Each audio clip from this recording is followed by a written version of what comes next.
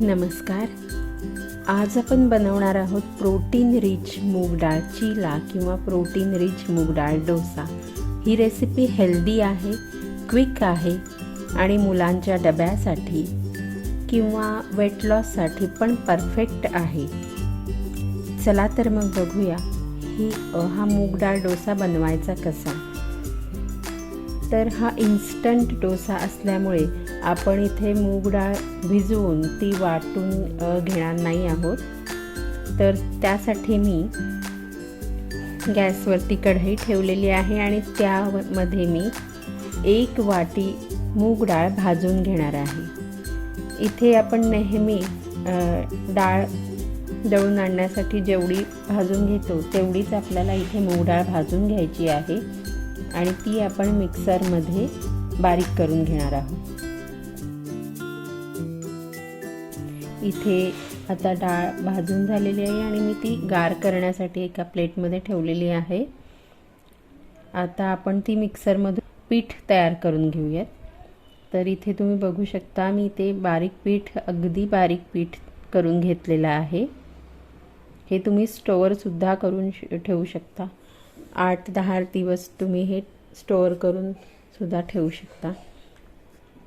त्यातलं मी 1 वाटी पीठ घेतलेलं आहे आणि आता त्यामध्ये मी 1 टेबलस्पून तांदळाचं पीठ घेत आहे. थोडासा क्रिस्पी असा डोसा होण्यासाठी मी तांदळाचं पीठ वापरलेलं आहे. आता यामध्ये 1 टीस्पून ओवा, अर्धा टीस्पून जिरे, पाव टीस्पून हिंग, पाव टीस्पून हळद,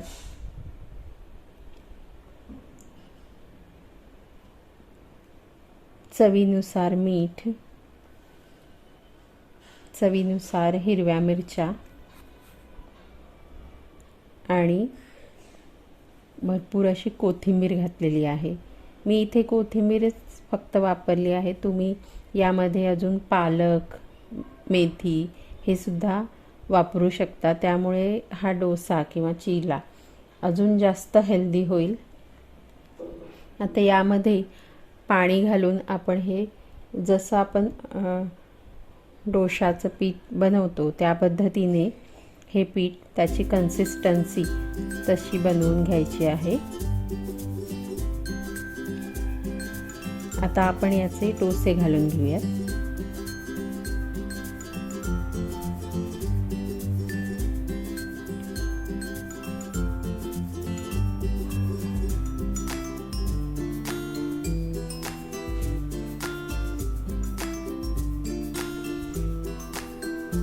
आता हा डोसा आपल्याला दोन्ही बाजूने छान सोनेरी रंग येईपर्यंत भाजून घ्यायचा आहे.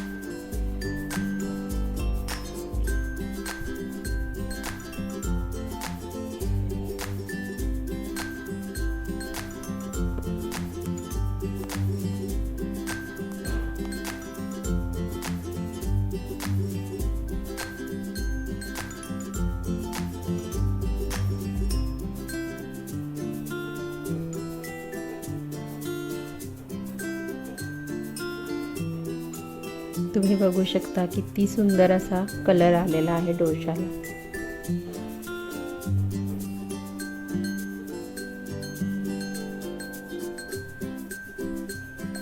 आपण आता दुसऱ्या बाजूने सुद्धा छान भाजून घेऊया.